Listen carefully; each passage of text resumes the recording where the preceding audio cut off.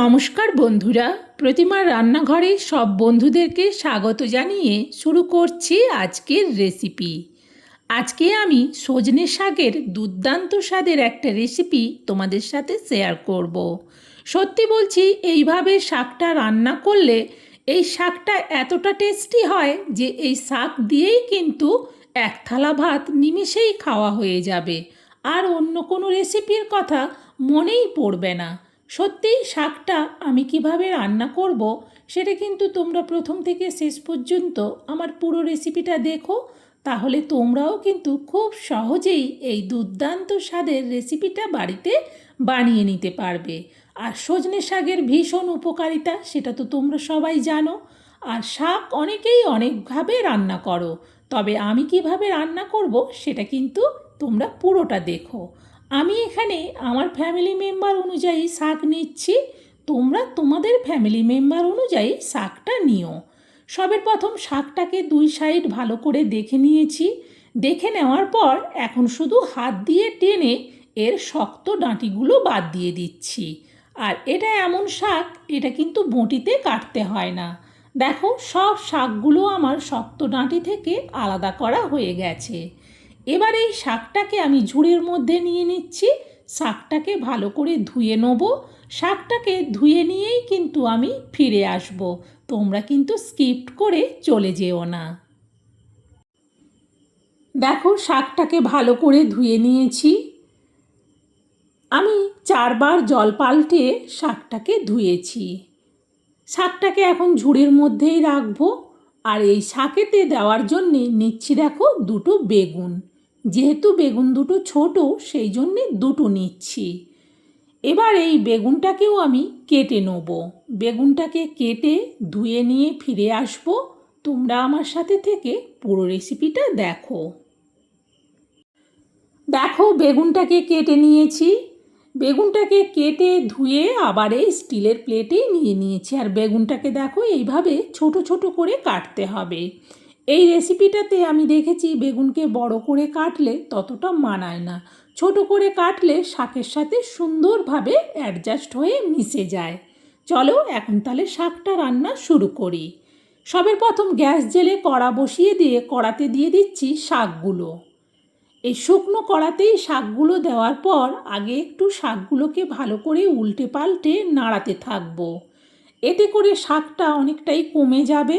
আর এইভাবে কমে যাওয়ার পর দেখে নিয়ে এবার এতে দিয়ে দেবো জল। সবের প্রথমে জলটা দিলে হবে না, শাকটাকে একটু কিন্তু নাড়ানোর পর দেখে এতে পরিমাণ মতো অল্পই জল দেবো, যেই জলটাতে শাকটা সুন্দরভাবে সেদ্ধ হয়ে যাবে। জলটা দেওয়ার পর এবার এটা ঢেকে দিচ্ছি। গ্যাসটাকে মিডিয়ামে দিলাম। মিনিট 3 বাদেই আমি কড়ার থেকে ঢাকনাটা সরাচ্ছি। দেখো, সুন্দরভাবে কিন্তু শাকের জলটা শুকিয়ে গেছে আর শাকটা কিন্তু অনেকটাই সেদ্ধ হয়ে গেছে। এভাবে দেখে নেওয়ার পর এবার শাকটাকে নাবিয়ে নেব। আবারও কড়াটা বসিয়ে দিয়ে এবার কড়াতে দিয়ে দেবো তেল। পরিমাণ মতো অল্পই তেল দিলাম। এবার খুন্তি দিয়ে তেলটাকে কড়ার উপর পর্যন্ত করে নিলাম। তেলটা কিন্তু খুব ভালো করে গরম হয়ে গেছে। এখন এতে দিয়ে দেবো আমি গোটা জিরে। এবার জিরেটাকে 1 মিনিট ভালো করে একটু ভেজে নেব। জিরেটা যখন ভাজা হয়ে যাবে তখন এতে দিয়ে দেবো শুকনো লঙ্কা। আমি এখানে শুকনো লঙ্কা একটা বড়কে 3 ভাগে কেটে দিয়ে দিলাম। দিয়ে দিচ্ছি এবার বেগুনগুলো। বেগুনগুলো দেওয়ার পর খুন্তি দিয়ে উল্টে পাল্টে বেগুনগুলোকে আগে একটু ভালো করে তেলের সাথে মিশিয়ে নেব। তারপর এটা ঢেকে দেবো। ঢেকে দিয়ে গ্যাসটাকে কিন্তু মিডিয়ামেই করে রাখবো। মিনিট 2 বাদেই আমি কড়ার থেকে ঢাকনাটা সরাচ্ছি। আগে একটু খুন্তি দিয়ে বেগুনটাকে একটু নাড়াচাড়া করে দিই। এরপর এতে দিয়ে দেবো পরিমাণ মতো হলুদ। হলুদ দিয়ে আবারও বেগুনটাকে নাড়াতে থাকবো। এতে করে বেগুনটাও ভাজা হবে, হলুদটাও ভাজা হবে। এখন এতে দিয়ে দিচ্ছি পরিমাণ মতো অল্প চিলি ফ্লেক্স। এটা কিন্তু ভীষণ ঝাল লঙ্কা, সেই জন্য খুবই অল্প দিলাম। তবে লঙ্কাটা যে যেমন ঝাল পছন্দ করো সে সেই অনুযায়ী লঙ্কা দিও। এখন এতে দিয়ে দেবো পরিমাণ মতো লবণ আর দেব অল্প একটুখানি চিনি। লবণ চিনি দেওয়ার পর আবারও বেগুনটাকে নাড়াতে থাকবো। এই চিনিটাতে কিন্তু মিষ্টি হবে না রেসিপিটা, টেস্টটা কিন্তু সুন্দর ব্যালেন্স হবে। এবার এতে দিয়ে দিচ্ছি সেদ্ধ করা শাকগুলো। সব শাকগুলো দেওয়ার পর খুন্তি দিয়ে এবার ভালো করে শাকটাকে বেগুনের সাথে মেশাতে থাকবো।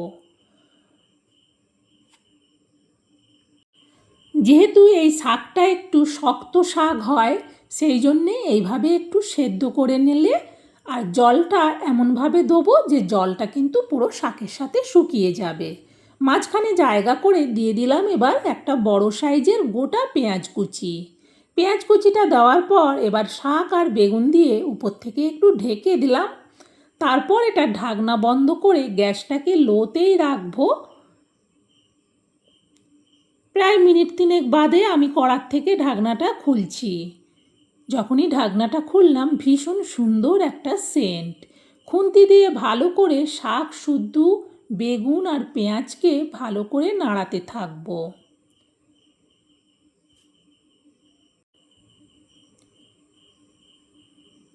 বেশ ভালো করে পেঁয়াজটাকে পুরো শাক আর বেগুনের মধ্যে মিশিয়ে নিলাম। এখন এতে দিয়ে দেবো ভাজা জিরে গুঁড়ো 1/2 চামচ। যেহেতু শাক আর বেগুনের পরিমাণ কম সেই জন্যে 1/2 চামচ দিলাম। 1/2 চামচ জিরে গুঁড়োটা দেওয়ার পর ভালো করে এবার শাক আর বেগুনের সাথে মিশিয়ে নিলাম। সুন্দরভাবে কিন্তু শাকের রেসিপিটা আমার রেডি। আর এইভাবে বেগুন দিয়ে সজনে শাকটা বানালে ভীষণ সুন্দর খেতে হয়। দেখো শাকটা হয়ে গেছে, এবার শাকটা নামিয়ে নিচ্ছি। শাকটা নামিয়ে এই স্টিলের প্লেটের মধ্যে রেখে দিচ্ছি।